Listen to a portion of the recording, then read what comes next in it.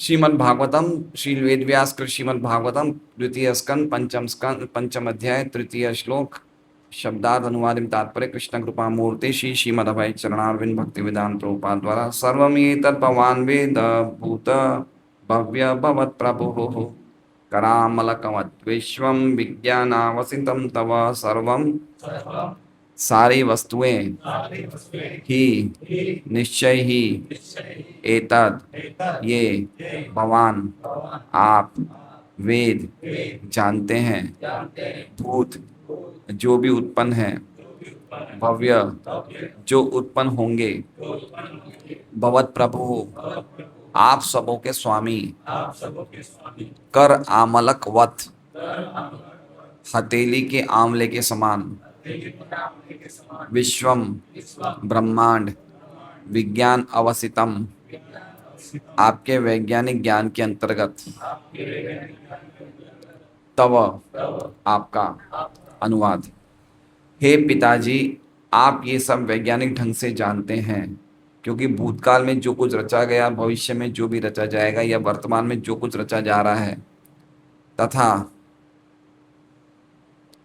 इस ब्रह्मांड के भीतर जितनी सारी वस्तुएं हैं वे सब आपकी हथेली में आंवले के सदृश है। ओम अज्ञानतिमिरान्धस्य ज्ञानाञ्जनशलाकया चक्षुरुन्मिलितं येन तस्मै श्रीगुरवे नमः। नाम श्रेष्ठं मनुमपि शचीपुत्रमत्र स्वरूपं रूपं तस्याग्रजं कुरुपुरीं माधुरीं गोष्ठवाटीं राधाकुण्डं गिरिवरम् अहो राधिका माधवाशां प्राप्तो यस्य प्रथितकृपया श्रीगुरुं तं नतोऽस्मि।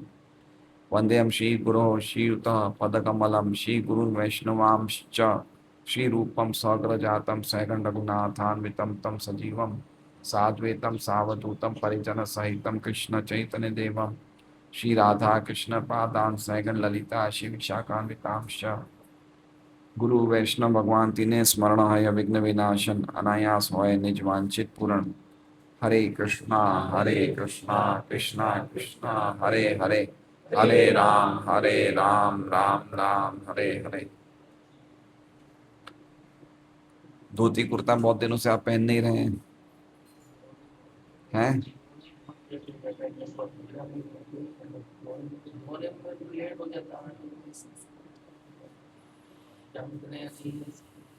लेकिन जानू जय माता जी थे तभी भी आप शर्ट पैंट ही पहनते थे।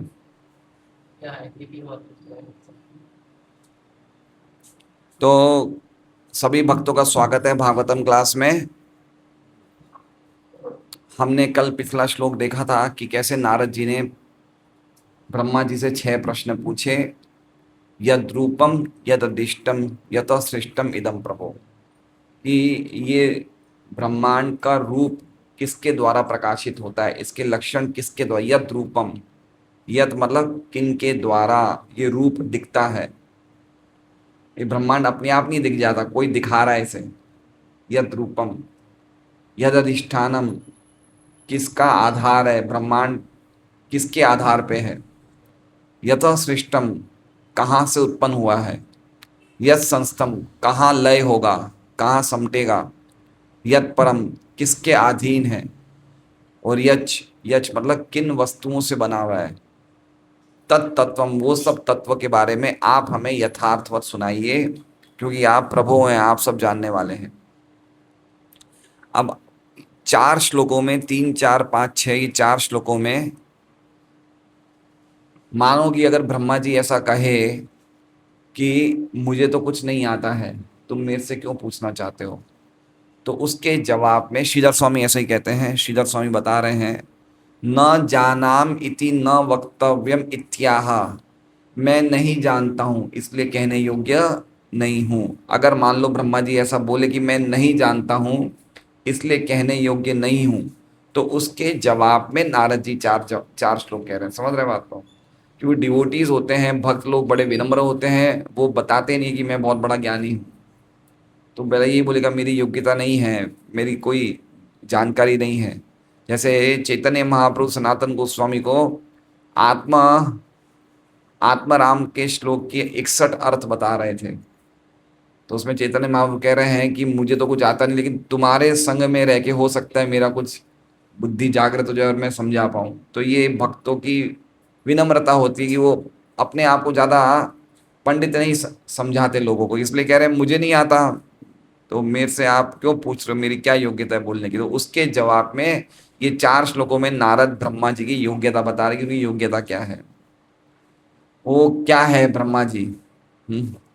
तो ये श्लोक बता रहे हैं, सर्वम ही एतत् भवान वेद भूत भव्य भवत प्रभु। सर्वम ही एतत्, सर्वम मतलब सब कुछ, एतत् मतलब ये, और ही मतलब निश्चित ही। तो ये सब कुछ निश्चित ही, ये सब कुछ मतलब जो कुछ मैंने पूछा है, क्या क्या पूछा था उन्होंने, 3 विषयों के बारे में पूछा था, आत्मा, परमात्मा और सृष्टि। 3 विषयों के बारे में पूछा था।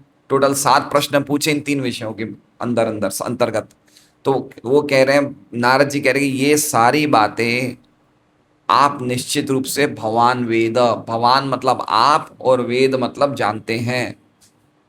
ठीक है, दूसरा हिस्सा देखते हैं पहली लाइन का, भूत भव्य भवत प्रभु। क्यों जानता हूं, तुम कैसे बोल रहे हो कि नारद मैं जानता हूं, तो कह रहे हैं आप भूत, भूत मतलब जो कुछ पहले उत्पन्न हो चुका, भव्य मतलब जो कुछ उत्पन्न होने वाला है, और भवत मतलब जो कुछ उत्पन्न हो रहा है। आप सब कुछ वेद, आप सब नहीं, ये तीनों चीजों के आप स्वामी हैं। क्या है, आप स्वामी हैं, मतलब जो कुछ भूतकाल में हो चुका है उत्पन्न, जो भविष्य में होने वाला है, और जो वर्तमान में हो रहा है, आप इन तीनों चीजों के भूत, वर्तमान और भविष्य के स्वामी हैं, आप सब जानते हैं। आप सब क्यों जानते हैं, क्योंकि आप इन चीजों के स्वामी हैं। कैसे कह रहे हो कि मैं स्वामी हूं, क्यों बोल रहे हो, कैसे कह रहे हो मैं स्वामी, तो कह रहे हैं करा, कराम, करा मतलब हाथ, और अमल, अमलक मतलब आंवला, और वद मतलब हाथ में आंवले की तरह। क्या है, विश्वम, ये जो ब्रह्मांड है ये आपके हथेली में आंवले की तरह है। आंवले की तरह मतलब समझ रहे हैं, अगर किसी के हाथ में आंवला होगा, तो आंवला तो छोटा सा है, तो आंवले को पूरी तरह देख सकते हैं, ऐसे चारों तरफ देख सकता है कितने छेद हैं, क्या है ऊपर नीचे क्या है, तो ऐसे देख सकता है। तो कह रहे हैं कि आपके हाथ में आंवले की तरह ये विश्व है। और कैसा है ये विश्व, विज्ञानावसितम तव, आपने विशेष ज्ञान के द्वारा इस विश्व की सभी जानकारी निश्चित कर ली है। अवसितम मतलब निश्चय कर लिया, अवसितम विज्ञान, अवसितम तव, तव मतलब आपके द्वारा इस ब्रह्मांड की पूरी निश्चित पूरी जानकारी प्राप्त कर ली है। आपने कैसे कर ली है, विज्ञान मतलब विशिष्ट ज्ञान के द्वारा, है ना। 7वें अध्याय के दूसरे श्लोक में ज्ञान क्या है, ज्ञानम ज्ञानम विज्ञानम सहितम यज्ञ ज्ञात्वा मोक्ष, यज्ञ ज्ञात्वा क्या है मैं तो है, ज्ञानम तेहम सविज्ञानम इदम वक्ष्याम्य शेषतः यज्ञ ज्ञात्वा नेह भूतोन्यत ज्ञातव्यम अवशिष्यते। ज्ञान और विज्ञान तो दोनों होना चाहिए।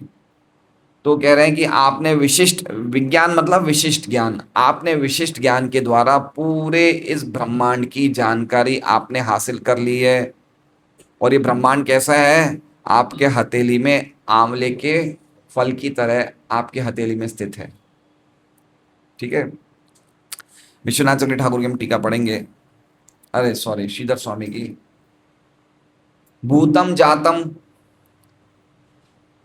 भूतम जातम भूत में जो कुछ हो चुका है, भव्यम जनिष्यमाणम, भव्यम मतलब जो कुछ होने वाला है, और भवत जायमानम, भवत का मतलब जो कुछ हो रहा है। भूत, भव्य और भवत, समझ गए 3 शब्द आप लोग। भूत मतलब जो कुछ हो चुका है, भव्य मतलब जो कुछ होने वाला है, और भवत मतलब जो कुछ हो रहा है। तेना स्वामी छो, आप उनके स्वामी हैं तेषाम प्रभुर, तेषाम मतलब उन तीनों के आप प्रभु हैं, स्वामी हैं। अतो विशिष्टेन ज्ञानेना वसितम निश्चितम, इसलिए आपने अपने विशिष्ट ज्ञान से अवसितम निश्चय कर लिया। अवसितम का अर्थ है निश्चय कर लिया। निश्चय कर लिया मतलब आपको निश्चित रूप से निश्चय कर लिया कि ब्रह्मांड में कौन सी जगह क्या हो रहा है आप सब कुछ जानते हैं।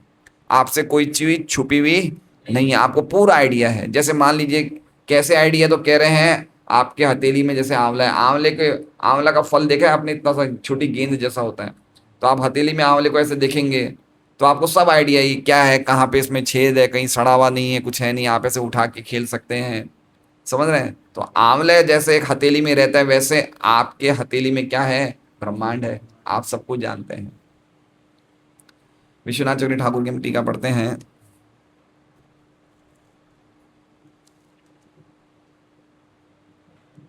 श्लोक बहुत ही विशेष श्लोक है।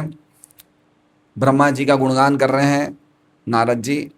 एक सिस्टम होता है कि जब भी हम जिनसे ज्ञान प्राप्त करें उनकी महिमा का गान करना चाहिए, है ना, उनका गुणानुवर्णन करना चाहिए।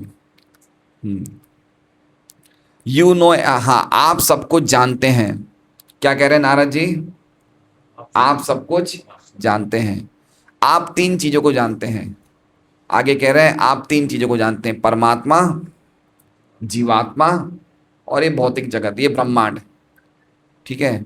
क्यों क्यों कैसे क्यों जानते हैं? क्योंकि आप जितने भी जीवात्मा हैं उन सब के स्वामी हैं, जिन्होंने पूर्व काल में जन्म लिया, जो आगे जन्म लेने वाले हैं और जो अभी ले चुके हैं। उन तीनों के बारे में, उन तीनों अवस्थाओं के बारे में, सभी जीवात्माओं के बारे में आप सब जानते हैं। आप देख रहे हैं ब्रह्मा जी की, आप काबिलियत देख रहे हैं क्या काबिलियत है ब्रह्मा जी की, क्या योग्यता है। आप डिटेल में जानते हैं, इसलिए कह रहे हैं अवसितम। अवसितम मतलब डिटेल में जानते हैं, और विज्ञान मतलब डिटेल में आप पूरा ज्ञान है इस ब्रह्मांड का। आपको इस ब्रह्मांड का मतलब खाली इसी ब्रह्मांड का, और कोई ब्रह्मांड का नहीं। हर एक ब्रह्मांड के ब्रह्मा को अपने अपने ब्रह्मांड की जानकारी है। ब्रह्मांड के बाहर क्या हो रहा है वो नहीं पता उन्हें। तो कह रहे हैं इस ब्रह्मांड का आपको अच्छी तरह से सभी डिटेल में नॉलेज है। जैसे कि ये ब्रह्मांड आपके हाथ में आमलकी वृक्ष के, आंवले के वृक्ष की, आंवले के फल की तरह है। प्रभुपाद की हम टीका पढ़ते हैं। आज मुझे लग रहा है हमारा श्लोक जल्दी हो जाएगा। आप लोग को वैकेशन मिलेगी, वैकेशन चल रही है ना अभी, समर वैकेशन।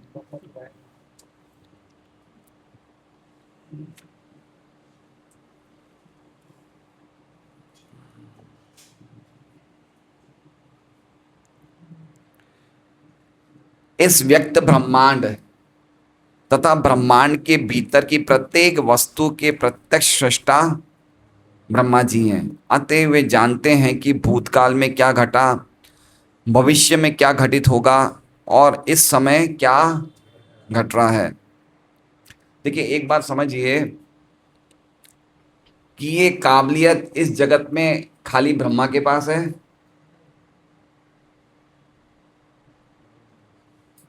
पहले तो समझिए ये जो तीन शब्द हैं, कौन से तीन शब्द हैं? भूत, भव्य, भवत। ये एक्चुअली में ब्रह्मा के नाम नहीं है, विष्णु के नाम है। अगर हम विष्णु सहस्त्र नाम पढ़ेंगे तो शुरू शुरू में ये सब नाम आते हैं जो भगवान विष्णु के हैं। एक एक लेक्चर में महाराज कहते हैं कि जितने भी अलग अलग देवताओं के नाम हैं ये ओरिजिनली सब नाम कृष्ण के हैं, लेकिन अलग अलग देवताओं की क्वालिटीज के हिसाब से उनको नाम दिए जाते हैं। है किन के नाम? ये भगवान कृष्ण के हैं। तो भूत, भव्य, भवत प्रभु किन के नाम है? ये भगवान कृष्ण के नाम है। और जो क्वालिफिकेशन इस श्लोक में ब्रह्मा जी की बताई गई है, जो योग्यता इस श्लोक में ब्रह्मा जी की बताई हुई है, ये योग्यता ब्रह्मा की नहीं है, ये किन की है? भगवान की है ना। ये भगवान की योग्यता है। लेकिन चूंकि ब्रह्मा जी, और ब्रह्मा जी भी समझिए कि वो विष्णु तत्व नहीं है, वो जीव तत्व हैं। वो जीव हैं, हमारी तरह जीव हैं। लेकिन जीव होने के बावजूद उन्होंने इतना ज्ञान, इतनी शक्ति हासिल कर ली कि पूरे ब्रह्मांड का सृजन करना, कैसे करना, क्या करना, सब कुछ डिटेल में उनको नॉलेज है। सब नॉलेज डिटेल में है उनके पास। एक तरह से देखा जाए तो परमात्मा का कार्य ब्रह्मा जी कर रहे हैं, है ना। सबके अंदर क्या चल रहा है ब्रह्मा जी भी जानते हैं, लेकिन कैसे जानते हैं? परमात्मा की कृपा से। तो उसी प्रकार से जो योग्यताएं यहाँ पे बताई गई श्लोक में, वो योग्यताएं भगवान की कृपा से ब्रह्मा जी को प्राप्त हो गई है। तो हमारा प्रश्न क्या था कि ब्रह्मा जी जानते हैं कि भूतकाल में क्या घटा, भविष्य में क्या घटित होगा, और इस समय क्या घट रहा है। हमें पता है भूत भविष्य वर्तमान, या ब्रह्मा जी को पता है, या हमें भी पता है? हैं? नहीं तो ब्रह्मा जी के बारे में लिख रहे हैं ना कि पता है उन्हें। चलिए भगवान की कृपा से प्राप्त हो गया, उन्हें पता चल गया, लेकिन पता तो है ना उन्हें, पता तो है ना उनके, उनको सब आइडिया है ब्रह्मांड में क्या हो रहा है, तो पता तो है कि पहले क्या हुआ था, अब आगे क्या होने वाला है, अभी क्या हो रहा है। ब्रह्मा जी को पता है ना, हमें पता है क्या?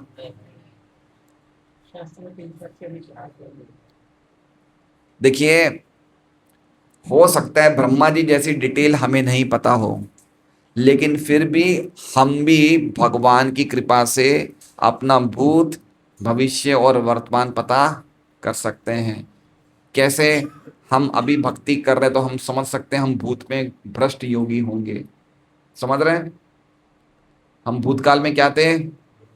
भ्रष्ट योगी थे, पता चला नहीं चला, इसलिए तो भक्ति कर रहे हैं। हमने भूतकाल में कोई ना कोई भक्ति करी होगी ना, पिछले जन्मों में कुछ तो भक्ति का हमें कुछ ना कुछ तो हमें स्पर्श मिला होगा ना, भक्ति की क्रियाओं का, इसलिए तो भक्ति में आए हैं हम, ऐसे तो नहीं आए हैं।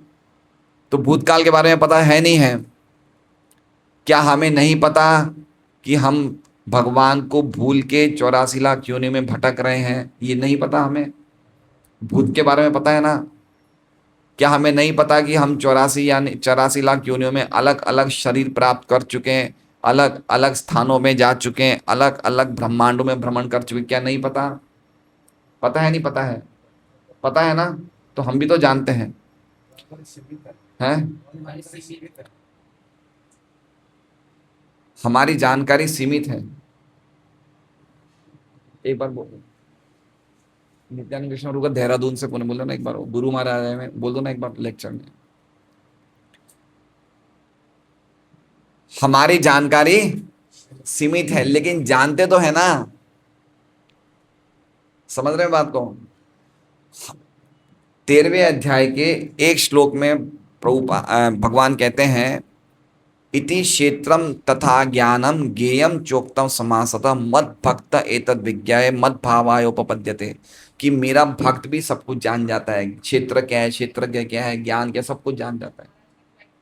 हाँ, फ्लाइट 10:35, 10:35 देहरादून से।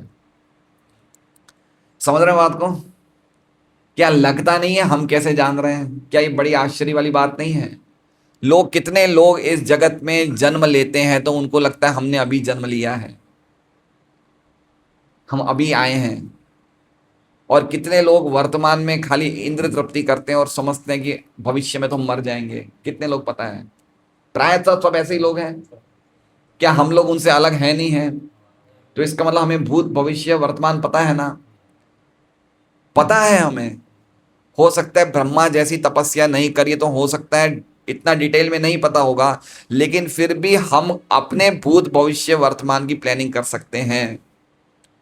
ब्रह्मा जैसे पूरे सब जीवों की तो नहीं कर सकते, लेकिन खुद का भूत भविष्य वर्तमान सुधार सकते हैं। सुधार सकते हैं, नहीं सुधार सकते हैं? ये किसके हाथ में है? हमारे हाथ में। चलो भूत तो चला गया, वर्तमान सुधार सकते हैं, भविष्य सुधार सकते हैं। और अगर वर्तमान और भविष्य सुधर जाएगा तो आने वाला भूत भी सुधर जाएगा। कर सकते हैं, नहीं कर सकते हैं? समझ सकते हैं आप? और अगर हमने नहीं किया तो फिर हम तो उनसे बदतर हैं जो कुछ नहीं जानते। समझ रहे हैं बात को? हमें पता है, पता होने के बाद हम ढीले हैं, है ना। हमें निश्चित रूप से पता है कि अगर इस बार मैं चूक गया तो वापस पुनरपि जननम पुनरपि मरणम पुनरपि जननी जठरे शयनम। लेकिन फिर भी हम राग भय क्रोध से वीत नहीं हो रहे, मुक्त नहीं हो रहे। हमें पता है कि ये जीवन में जो कुछ भी हम हासिल कर रहे हैं सब अनित्य है। हमें पता है, नहीं पता है? पता है नहीं पता है? सबको तो नहीं पता ना। सत्यराज आपके सेठ को पता है क्या? नहीं पता है ना, है ना। गुरु की कृपा से आज हम एक भजन लेंगे। आपने दे दिया, ग्रुप में डाल दिया? मैंने आपको सुबह 5:30 बजे व्हाट्सएप किया था। आज हम एक भजन लेंगे जिसमें कह रहे हैं असत्य रे सत्य करी माने। असत्य को क्या समझ रहे हैं आज के लोग? सत्य है। और हम लोग जान रहे हैं कि ये हम जो जीवन जी रहे हैं, ये हमारी अनंत यात्रा, आत्मा की अनंत यात्रा का खाली एक बिंदु है। बिंदु समझ रहे हैं? ये जो हमारा 70 60 70 साल का जीवन है, वो कितना है? एक स्पॉट है, स्पॉट। जैसे बिजली चमकती है तो थोड़ी देर चमकती है, फिर खत्म हो जाती है। तो हमारा ये जो 70 80 साल का जीवन क्या है? ये एक फ्लैश है, खाली फ्लैश। जैसे हम फोटो दबाते हैं ना, वो फ्लैश लाइट जलती है, तुरंत खत्म हो गया। इतना जीवन है हमारा। लेकिन हमें क्या लग रहा है? बहुत लंबा जीवन है। लेकिन हमें जानते हैं, हमें सब जानकारी है कि हमने भविष्य भूतकाल में ढंग से भक्ति नहीं करी, लेकिन फिर भी भगवान की कृपा से हमें भारत में मनुष्य जीवन मिल गया है। और हमें ये भी पता है कि वर्तमान में हमें क्या करना चाहिए, वो भी पता है। क्या करना चाहिए? अगर हम निरपराध पूर्वक भगवान के नामों का आश्रय लेंगे, हरे कृष्णा कृष्णा कृष्णा हरे हरे, हरे राम राम राम हरे हरे, तो हमारी चेतना शुद्ध होगी। हमें ये भी पता है कि अगर हम अंतिम समय में किसी और चीज का स्मरण करेंगे तो हम वापस भवसागर में आएंगे। पता है नहीं पता है? वर्तमान पता है नहीं पता है? और हमें यह भी पता है अगर नहीं किया तो भविष्य में क्या होगा। तो हो गया भूत भविष्य वर्तमान पता है नहीं पता है, उसके बाद भी हम नौटंकी करते हैं। समझ रहे हैं? समझ रहे हैं कितनी भगवान की कृपा से कितनी जानकारी मिल गई हमें। हम देख रहे हैं हमारे आसपास लोग बुढ़ापे को प्राप्त हो रहे हैं, बीमारी को प्राप्त हो रहे हैं, मृत्यु को प्राप्त हो रहे हैं। लोग अज्ञानता में जा रहे हैं। हमें ज्ञान है, लेकिन ज्ञान होने के बावजूद हम अपनी आसक्ति, विषय आसक्ति नहीं छोड़ पा रहे हैं, है ना। एक एक जीवन में हम सीरियस हो जाए तो अनेक अनेक करोड़ों करोड़ों जीवनों को हम बचा सकते हैं।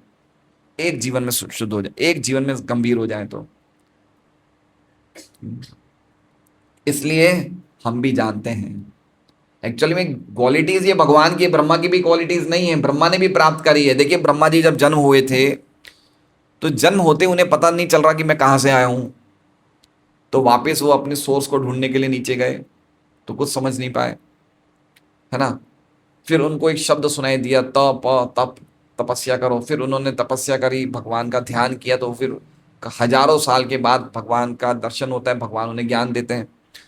तो ब्रह्मा जी को भी तो ज्ञान प्राप्त हुआ ना। हमने देखा ना अभी 3 4 श्लोक पहले, कौन सा श्लोक था वो जो उन्होंने लिया था, शायद मेरे हिसाब से, प्रचोदिता येन पुरा सरस्वती वितन्वताजस्य सती स्मृति मृदे स्वलक्षणा प्रादुरभूत किलास्यत समय ऋषिणाम ऋषभ प्रसीदताम। ये सुखदेव गोस्वामी कर रहे हैं ना, भगवान की क्या कर रहे हैं? मंगलाचरण कर रहे हैं। तो मंगलाचरण में बोले ना कि आपने ही सरस्वती को प्रेरित करके ब्रह्मा जी के मुख में से निकलवाया ज्ञान के। आपने ब्रह्मा जी की स्मृति को सती बना दिया और उनके द्वारा पूरा ज्ञान को प्रकट करवाया। तो अल्टीमेटली करने वाले तो भगवान हैं। गीता जी में भी भगवान कहते हैं वेदा हम समतीतानि वर्तमानानि चार्जुना भविष्याणि च भूतानि माम तो वेद न कश्चन, कि मैं सब कुछ जानता हूं। लेकिन ब्रह्मा जी की इच्छा थी, ब्रह्मा जी रजोगुण से क्या थे, प्रभावित थे, तो उन्हें सृष्टि करनी। तो भगवान ने जो भी उनको शक्ति चाहिए सब दे दी, ठीक है सृष्टि करो। तो ये समझ गए आप? ये समझना कि अतएव वे जानते हैं कि भूतकाल में क्या घटा, भविष्य में क्या घटित होगा और इस समय क्या घट रहा है। तो ये ब्रह्मा जी के लिए भी है और हमारे लिए भी है। हम चाहें हम सत्संग में सुन के भक्तों के संग में अपने जीवन को, भविष्य को बना सकते हैं। अब आगे देखते हैं। 3 मुख्य वस्तुएं यथा जीव, दृश्य जगत तथा नियंता, ये सतत कार्यशील हैं, चाहे भूत हो, वर्तमान या भविष्य। समझ गए ये मतलब क्या मतलब हुआ उसका? 3 विषयों का ज्ञान पूछा था, जीव, दृश्य जगत तथा नियंता। ये सतत कार्यशील है, चाहे भूत हो, वर्तमान या भविष्य। तीन मुख्य वस्तुएं सतत कार्यशील हैं। सतत मतलब कांस्टेंट, ये कुछ ना कुछ एक्टिव रहते हैं। सतत कार्यशील का अर्थ क्या हो गया? तीन चीजें हमेशा एक्टिव रहते हैं। एक्टिव मतलब सक्रिय रहते हैं, हमेशा कुछ ना कुछ करते रहते हैं। कौन सी तीन चीजें? आत्मा, भगवान या परमात्मा, और ये दृश्य जगत। ठीक है, अब आत्मा कैसे हमेशा कार्यशील है, बताइए, जवाब दीजिए। हैं? वो शरीर तो आत्मा नहीं है ना, मैं आत्मा की कार्यशीलता पूछ रहा हूं। आत्मा सतत कार्यशील कैसे है? आत्मा कुछ ना कुछ उसका चिंतन चालू रहता है। आत्मा कभी भी निष्क्रिय नहीं रहती है ना। और बहुत सुंदर श्लोक है गीता जी में, नहीं, क्या है कि बिना कुछ किए आत्मा एक क्षण के लिए भी खाली नहीं रहती है। गीता जी का है, न ही कश्चित क्षणमपि जातु तिष्ठत्य कर्मकृत। हमेशा सतत आत्मा कुछ ना कुछ करती रहती है, हमेशा। देखिए, आप जितने भी हम लोग जीवात्मा बैठे हैं, हम एक समय के लिए खाली नहीं बैठ सकते। कभी उबासी ले रहे हैं, कभी इधर झांक रहे हैं, कभी वहां झांक रहे हैं, कभी मन में कुछ ना कुछ चल रहा है। एक समय के लिए भी हम चुपचाप नहीं बैठ सकते। अगर हम सोच रहे हैं, हम ध्यान कर रहे हैं, तो भी हम कुछ ना कुछ एक्टिविटी कर रहे हैं। तो पहली चीज समझ गए क्या? कि आत्मा सतत कार्यशील है। अब दूसरी पे चलते हैं, दृश्य जगत। दृश्य जगत सतत कार्यशील का अर्थ क्या हो गया? दृश्य जगत में कुछ ना कुछ घटनाएं हमेशा चलती रहती है। वो घटनाएं कौन सी है? घटनाएं चलती हैं, लेकिन वो घटनाएं कौन सी हैं? बहुत सुंदर, कुछ ना कुछ उत्पन्न हो रहा है, कुछ पालित हो रहा है, और ये तीनों चलती रहेगी। देख लीजिए आप, कभी नहीं रुकेगी। कहीं बम फूट जाएगा, कहीं कोई विस्फोट हो रहा है, कहीं मेट्रो बन रही है, कहीं कोई रोड खिसक गई, कुछ ना कुछ चलता रहेगा। सही बात है। अधिभूतम शरोभाव, पूर्व गीता जी के 8वें अध्याय का 4था श्लोक। अधिभूतम, अधिभूतम मतलब ये दृश्य जगत का शर भाव है। शर मतलब हमेशा कांस्टेंट ऊपर नीचे होता रहता है, गिरता रहता है, क्षय होता रहता है। समझ रहे हैं? अल्टीमेटली सब कुछ विनाश हो रहा है दृश्य जगत में, हमेशा चेंज हो रहा है। क्या हो रहा है? सर्वाधिक प्रभु के पास में एक लकड़ी की स्टूल है। ये, इसको आपने क्या नाम दिया? इसको देख के आप क्या बोलोगे? ये क्या है? स्टूल है। कुछ सालों पहले क्या था? पेड़ था। पेड़ का नाम चेंज होके क्या हो गया? स्टूल। ये स्टूल कुछ समय के बाद क्या हो जाएगी? धूल हो जाएगी, मिट्टी, लकड़ी का बुरादा हो जाएगा। समझ रहे हैं?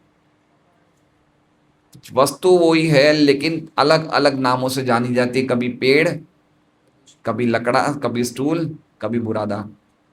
तो ये जो भौतिक जगत है, ये नाम और रूपों का खेला है। किसका खेला है? नाम का और रूप का।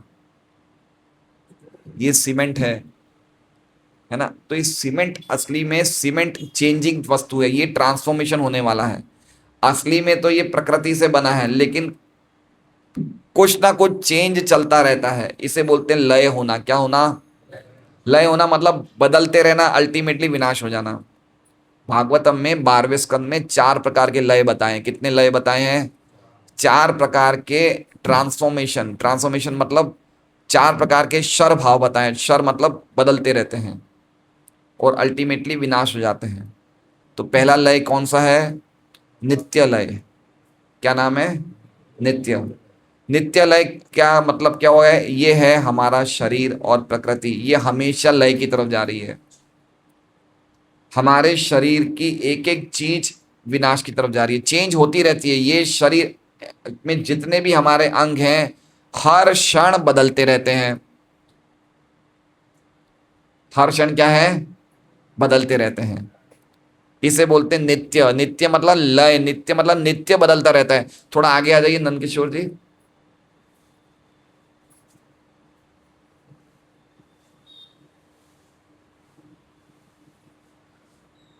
इसे बोलते हैं नित्य लय। नित्य लय होता रहता है, आप कभी भी रोक नहीं सकते इस लय। जैसे हमने कहा ना, कुछ समय पहले पेड़ था, अब लकड़ी हो गया, अब स्टूल हो गया, बाद में ये बुरादा हो जाएगा, है ना। हम अपने लय को रोक सकते हैं।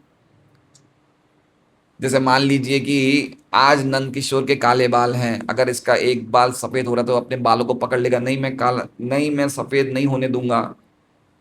हो सकता है नहीं, वो होके ही रहेगा, है ना। तो प्रकृति हमेशा बदल रही नहीं, बदल रही है, सतत कार्यशील है नहीं है, चलती रहती है। इसलिए जगत का एक अर्थ क्या हो गया, गच्छन्ति इति जगत। गच्छन्ति इति जगत, जगत का अर्थ क्या है, ये गच्छन्ति, मूव मूव होता रहता है, चलता रहता है, चलता रहता है, चलता रहता है। ठीक है, तो आत्मा कार्यशील है, जगत कार्यशील है। देखिए अभी आप लोगों में मैं बताता हूं, मैंने आपको कहा 4 प्रकार के लय होते हैं, मैंने एक ही प्रकार का बोला, पीछे से आपने कोई ने नहीं पूछा कि बाकी 3 तो बताइए, हैं। कब बोलेंगे, महाप्रसाद के बाद बोलेंगे।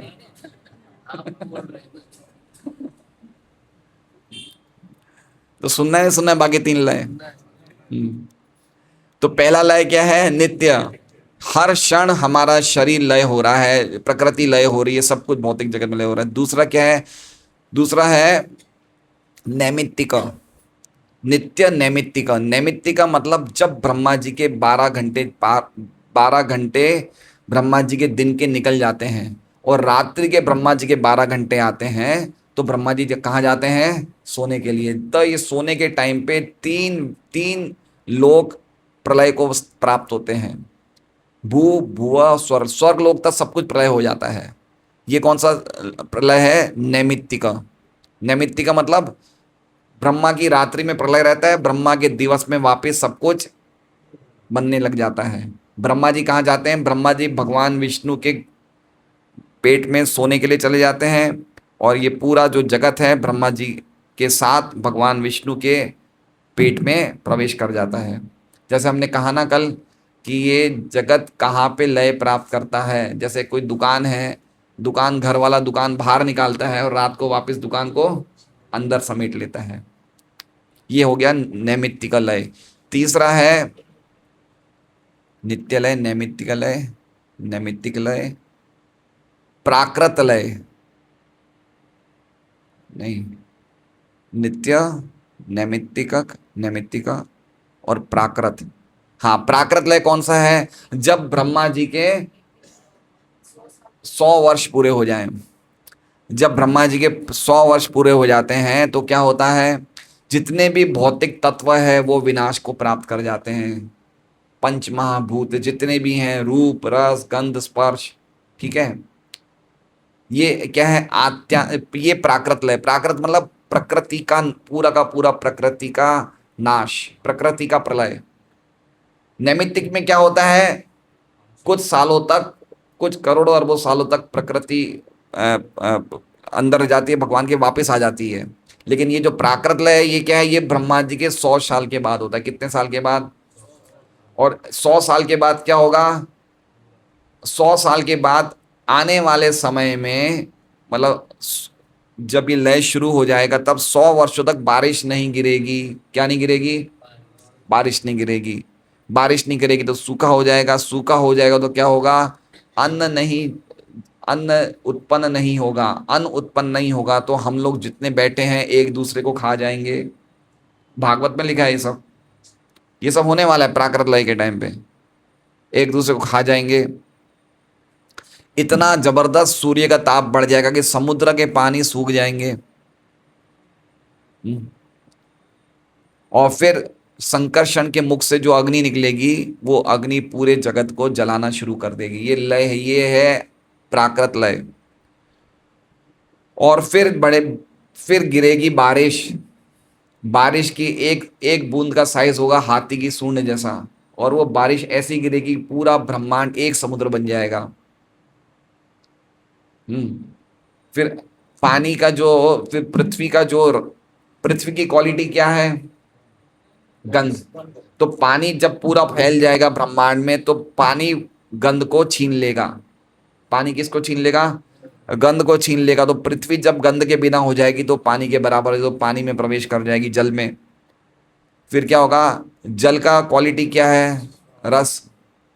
तो धीरे धीरे ये प्राकृत लय के टाइम पे जल की क्वालिटी छीन ली जाएगी, ऐसे सब गुण अपने अपने पुराने गुणों में मिल जाएंगे। अल्टीमेटली पूरा ब्रह्मांड वापस प्रधान में प्रवेश कर जाएगा और प्रधान वापस अव्यक्त में प्रवेश कर जाएगा और भगवान में प्रवेश कर जाएगा। खाली भगवान और उनकी आध्यात्मिक शक्तियां रहेगी। ये कौन सा लय है? ये प्राकृत। और चौथा कौन सा है? आत्यांतिक लय। कौन सा लय है? आत्यांतिक लय। आत्यांतिक लय मतलब जीवात्मा यानी कि हम अपने प्रयास से, भगवान की कृपा से इस प्रकार का जीवन जिए कि अब हमारे शरीर का लय होगा तो इसके बाद वापस शरीर नहीं मिलेगा, मतलब मोक्ष, मुक्ति। समझ रहे हैं बात को? इसे कहते हैं आत्यांतिक। आत्यांतिक मतलब फाइनल डिसोल्यूशन, मतलब ऐसा, अब ऐसा प्रलय हुआ हमारे शरीर का कि वापस हमें शरीर मिलेगा ही नहीं। इसे बोलते हैं आत्यांतिक लय। चार प्रलय समझ लिए, नित्य, नैमित्तिक, प्राकृत और आत्यांतिक। हमें कौन से लय को प्रिफर करना है? आत्यांतिक। अब ये लय होगा शरीर का, अगर हमने इसमें चूक गए तो वापस शरीर मिलेगा। समझ रहे हैं बात को? तो ये चार प्रकार के लय हैं। तो समझ गए, ये सब चीजें क्या है? सतत कार्यशील है। तो कौन कौन सी चीजें कार्यशील है? जीव, हमने सुन लिया, जीव मतलब हम, दृश्य जगत और तथा नियंता। नियंता मतलब परमात्मा। परमात्मा कैसे सतत कार्यशील है? परमात्मा कैसे सतत कार्यशील है? हर एक के शरीर में साक्षी है, सबको देख रहे हैं। एक्टिव झपकी थोड़ी लेते परमात्मा, झपकी का काम ही नहीं है उनके पास। हर एक को देख रहे हैं भाई। अच्छा, देख नहीं रहे हैं, हर एक की इच्छाओं को भी सैंक्शन कर रहे हैं, है ना? उपद्रष्टा अनुमंता च। उपद्रष्टा मतलब साक्षी है और अनुमंता मतलब परमिटर है, उसको उसको वो दे रहे हैं, क्या कहते हैं, अनुमति दे रहे हैं। परमात्मा जितने बिजी तो कोई है ही नहीं, सतत कार्यशील है। क्या लगता है एक घर में अगर 5 परिवार के 5 मेंबर हों तो हम परेशान हो जाएं? परमात्मा कित्तों की बातें सुनते हैं। चोर जाता है चोरी करने, परमात्मा को प्रणाम करता है कि मैं इस घर से चोरी कर लूं, मेरी इच्छा पूरी करो। घर वाला बोलता है कि मेरे घर में कोई चोरी नहीं हो। दोनों की सुनता है परमात्मा, उसको भी सुन रहे हैं, उसको भी सुन रहे हो, दोनों को ही अनुमति दे रहे हैं। तो है ना, भारी काम है ना? तो परमात्मा भी सतत कार्यशील है नहीं है? देख भी रहे हैं और उनकी इच्छाओं को पूरी भी कर रहे हैं, सैंक्शन। इसलिए तो कहा जाता है भाई, भगवान की मर्जी के बिना एक घास का पत्ता भी नहीं हिलता। सही बात है नहीं है? सही बात है। उनका काम है, जब तक वो अनुमति नहीं देंगे तब तक चीजें नहीं प्रकट होगी। इसलिए कह रहे हैं सारे कार्य, सारी चीजें, ये तीनों चीजें हमेशा कार्यशील है। समझ रहे? देखिए हमारा पर्पस, हमारा उद्देश्य क्या है? देखिए इतने अद्भुत श्लोक हैं, जैसे उसमें लिखा हुआ है विज्ञानावसितम। हमें हर चीज प्रॉपर वे में जानना चाहिए, है ना? ये हमारी जो गुरु परंपरा है, ये सब साइंटिस्ट हैं। देखिए भगवान ने कितनी जगह गीता जी में विज्ञान नाम लिया है। विज्ञान मतलब वैज्ञानिक। तो जितने भी हमारे गुरु परंपरा में आचार्य हुए हैं, वो मीठे रसों से भरे राधा रानी लाके वो सब भजन नहीं गाते थे। वो ऐसे समझते थे भाई कैसे तत्वों को समझा जाए। जैसे हमने कल देखा ना, कार्य कारण, एक इफेक्ट है, एक कॉज है। तो इन चीज़ों को समझ के किस प्रकार समझना चाहिए, कैसे कोई चीज़ बनती है, कौन इसका निरीक्षण कर रहा है, इसका पीछे कौन कारण है, बैकग्राउंड कौन है, हर चीज़ समझ के चीज़ों को लिखी जा रही है। इसलिए हम जो कुछ भी समझें तो हमें समझना चाहिए कि भाई ये श्लोक में क्या चीज़ें दी गई है। जैसे मान लीजिए 3 चीज़ें हैं, ये सतत कार्यशील है। कल को कोई आपको पूछ ले कि प्रभु जी आप तो भक्त हैं, भागवत में लिखा हुआ है सतत कार्यशील, हमें बताइए, तो हमें जवाब तो आना चाहिए, नहीं आना चाहिए? आना चाहिए, नहीं आना चाहिए? ये सतत कार्यशील है तो आप भी नहीं बता पाओ तो फिर क्या मतलब निकलता है? बहुत इंपॉर्टेंट बात है। तीनों चीजें सतत कार्यशील है, जीव, भगवान और सृष्टि। वर्तमान, हाँ, वर्तमान या भविष्य और प्रत्यक्ष व्यवस्थापक इन सारे कार्य कारणों को जानता रहता है। प्रत्यक्ष व्यवस्थापक मतलब डायरेक्ट मैनेजर, मतलब ब्रह्मा। व्यवस्थापक मतलब सेठ नहीं है, वो कौन है? मैनेजर है। देखिए बता रहे हैं ना, मैनेजर बता रहे हैं। और ब्रह्मा भली भांति जानते हैं कि ये मैं नहीं कर रहा हूं। आगे जाके हम देखेंगे ब्रह्मा जी प्रार्थना करते हैं कि हे कृष्ण, जिस दिन मैंने ये समझ लिया कि ये सब मैं कर रहा हूं तो उस दिन मैं सब कुछ आपकी माया के उसमें आ जाऊंगा। इसलिए मैं आपसे प्रार्थना करता हूं कि इतने बड़े काम में मैं कभी भी आपको भूलूं नहीं। कोई आसान काम है क्या बताइए? पूरे जगत को चलाना ब्रह्मा का कोई आसान काम है या नहीं है? ब्रह्मा जी ने ब्रह्मांड के अलग अलग लोकों का निर्माण कहाँ किया है पता है आपको? जितने भी हमारे लोक हैं, 14 लोक हैं, ये कहाँ पे हैं पता है आपको? कमल की नाल में है। ब्रह्मा जी की एक्सपर्टाइज देखिए, उनकी दक्षता देखिए, उनकी इंजीनियरिंग की काबिलियत देखिए कि कमल की नाल में सभी ब्रह्मांड स्थित हैं और वो सबसे ऊपर वाले कमल के फूल पे है। तो कोई आसान चीज नहीं है। हमें तो एक बड़ी गाड़ी में बैठ जाए तो हम तब भगवान को तुरंत भूल जाए, समझ रहे हैं, हम अपने अलग ही एक सातवें आसमान में चले जाएं। होता नहीं होता, किसी के पास थोड़ा सा भी ऐश्वर्य आ जाता है। देखिए एक बात समझिए, भगवान षड ऐश्वर्यपूर्ण है, ठीक है? कितने ऐश्वर्यपूर्ण है? जब भक्त भगवान की भक्ति करते हैं ना, तो ये षड ऐश्वर्यों का आदान प्रदान होता है। तो ये जो षड ऐश्वर्य है ना, तो वो भक्तों को भी प्राप्त हो जाते हैं, समझ रहे हैं? जैसे मान लीजिए कोई बहुत बड़ा सेठ है, कोई व्यक्ति नौकरी करता है सेठ के यहाँ, तो सेठ बोल करने कोई जोरदार परफ्यूम लगा, नौकर वाला, सेठ जी क्या लगा रहे हो? बोले तुम्हें जी लो, तुम भी ले लो। तो सेठ के ऐश्वर्य को थोड़ा नौकर को प्राप्त होता नहीं होता है? तो उसी प्रकार से भगवान के ऐश्वर्य किसको प्राप्त होते हैं? भक्त को प्राप्त होते हैं। तो इसलिए उनमें भी ज्ञान वैराग्य सब कुछ आ जाता है, यश सब कुछ मिल जाता है, आनंद मिल जाता है भक्तों को। भक्त बड़े आनंद में होते हैं। उन्हें पता है कि मैं अल्टीमेटली मुझे कुछ नहीं होने वाला है, मैं मरने वाला नहीं हूं। है, ये भक्त को पता जाए, भक्त कभी चिंतित नहीं होते मृत्यु पे। हम्म।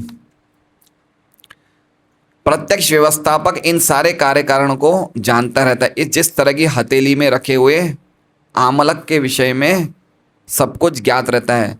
किसी वस्तु विशेष का असली निर्माता जानता रहता है कि उसने निर्माण कला किस तरह सीखी। देखिए अब कितना सुंदर बता रहे हैं। किसी वस्तु विशेष का असली निर्माता कौन है? हैं? भगवान नहीं है, ब्रह्मा है। देखिए समझिए क्या लिखा हुआ है, किसी वस्तु का असली निर्माता जानता है कि उसने निर्माण कला किस तरह सीखी। तो निर्माता अगर भगवान है तो भगवान थोड़ी कहीं से सीख रहे हैं, तो कौन हुआ निर्माता इसमें? ब्रह्मा हुए। ठीक है, अब आगे क्या कह रहे हैं कि उसने निर्माण कला किस तरह सीखी, दूसरा कहाँ से उसे आवश्यक सामग्री मिली, तीसरा किस तरह उसे जोड़ा गया, और चौथा किस तरह से निर्माण क्रिया के फलस्वरूप वस्तुएं बन रही है। ब्रह्मा जी को सब चीजें किसने सिखाई? भगवान ने। तेने ब्रह्म हृदय आदि कवये, सब कुछ भगवान ने सिखाया। वो इस बात को कभी भूलता नहीं है।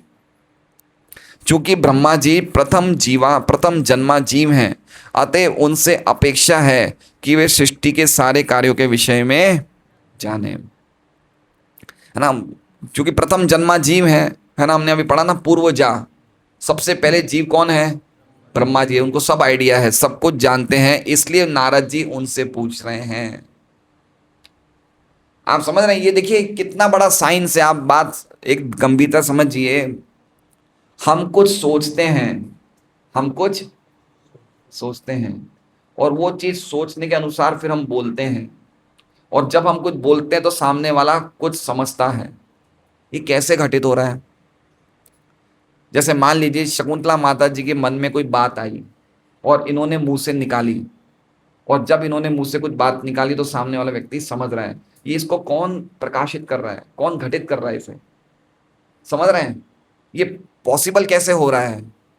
कोई है नहीं है कर रहे हैं। देखिए ब्रह्मा जी, एक बात समझिए, ब्रह्मा जी एक महान भक्त हैं, तो ब्रह्मा जी कभी इस बात को नहीं भूल रहे कि मैंने निर्माण कला किससे सीखी है, मुझे चीजें कहाँ से मिली है। तो हमें नहीं लग रहा कि हमें ये मुंह से कुछ बोल रहे हैं, हम कुछ सोचते हैं, मुंह से कैसे निकल आ रहा है, अंदर क्या चीजें चल रही है, हमें लग रहा है कि हमें कुछ पता है। लेकिन ये तो पता है ना कुछ चीजें चल तो रही है अंदर। तो कैसे हम स्मृति रखते हैं? अब गीता जी में भगवान कहते हैं ना, मत स्मृतिर, मेरे से स्मृति आ रही है, तो हम भगवान का स्मरण कर रहे हैं, ये भी कृष्ण से आ रही है। हम कुछ बोल रहे हैं, वो भी कृष्ण से ही बोल रहे हैं हम। इसे कहते हैं सीखना, कि कहां से सब चीजें आ रही है। हम चल रहे हैं, बोल रहे हैं, कुछ सोच रहे हैं, सोच के उसके अनुसार बोल रहे हैं, जीवा चल रही है, दांत चल रहे हैं, ये सब कैसे हो रहा है? क्या हमने कभी सोचा है? यही तो होता है ना विज्ञान जानना, मतलब सोचे अगर इसमें हम दिमाग लगाएंगे तो हमारा जीवन आनंदमय हो जाएगा। लेकिन हमें क्या चाहिए, हमें तो गाड़ी चाहिए, कपड़े चाहिए, हमें तो शॉपिंग करना है। समझिए बात को। हमें छोटा सा जीवन क्यों मिला है, ये सब जानने के लिए मिला है।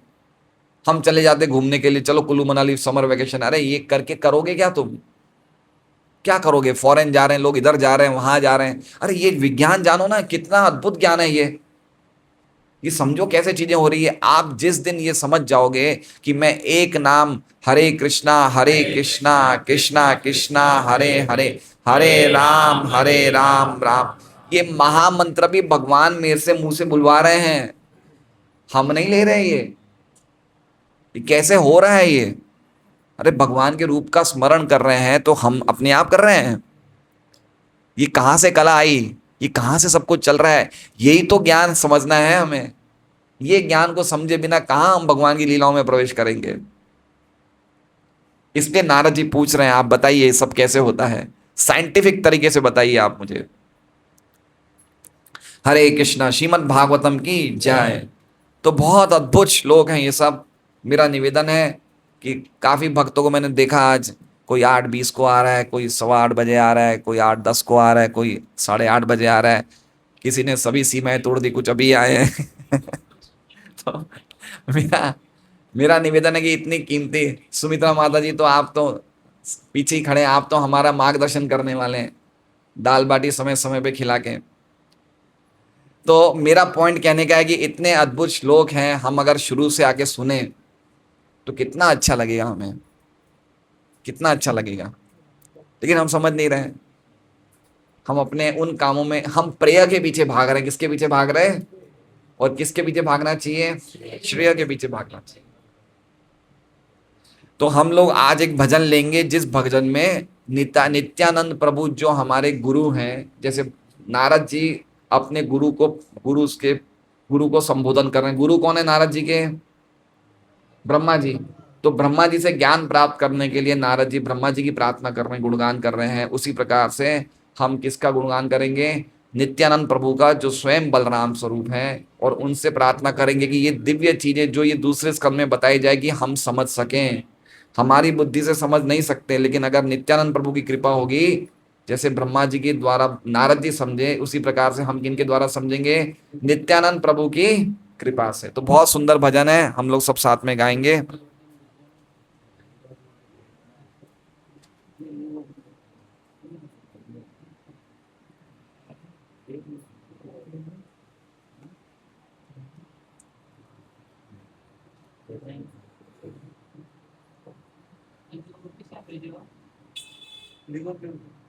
निताई पद कमल कोटि चंद्र सुशीतल, बहुत ही फेमस भजन है ये।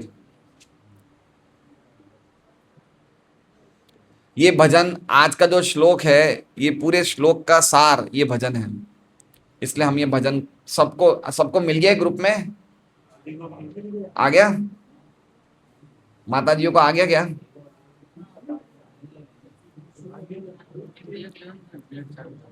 भजन डायरेक्ट लीगो डिवोटीज में डाल दिया करिए।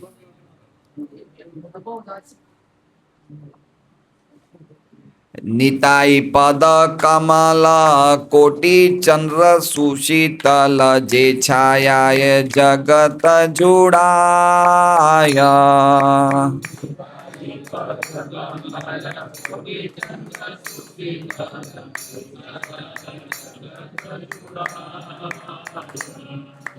हेनो निताई बिने भाई, राधा कृष्ण पाइते नाई, दृढ़ कोरी धरो निताई पाया।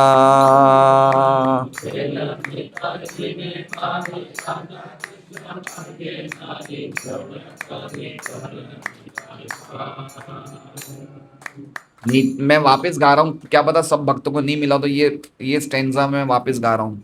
निताई पद कमला कोटि चंद्र सुशीतल, जे छाया है जगत जोड़ाया।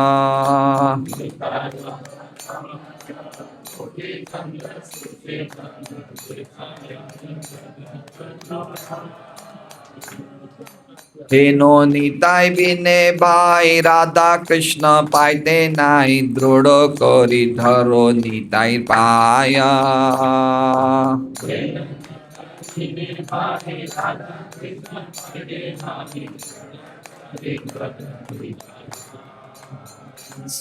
जिनको ये भजन नहीं मिला हाथ खड़ा करें।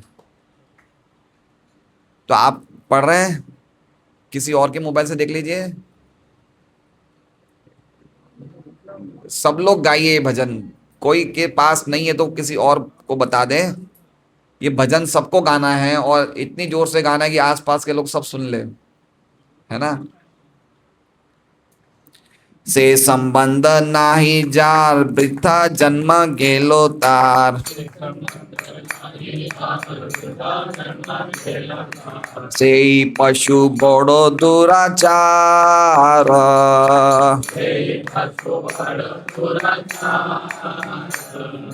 निताई ना बोलिलो मुखे मजिलो संसार सुखे। विद्या कुले की कोरी बेतार।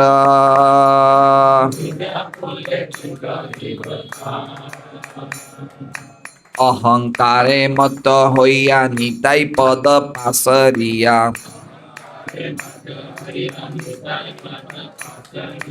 असत्य रे सत्य कोरी मानी।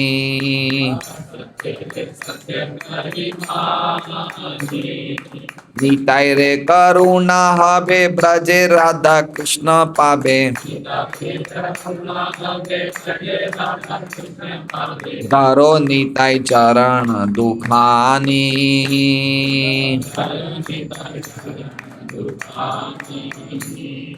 निताई रे चरण सत्य तहार सेवक नित्य।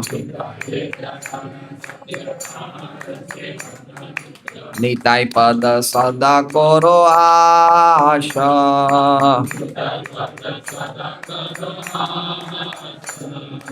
नरोत्तम बड़ो दुखी निताई मोरे करो सुखी।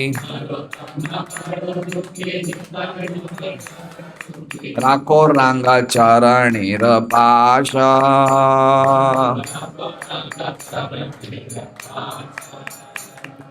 निताई पद कमला कोटि चंद्र सुशीतला। ये छायाए जगत जुड़ाया।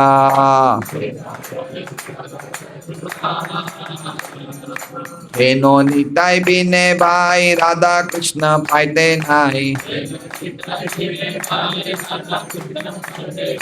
दृढ़ कोरी धरो निताई पाया।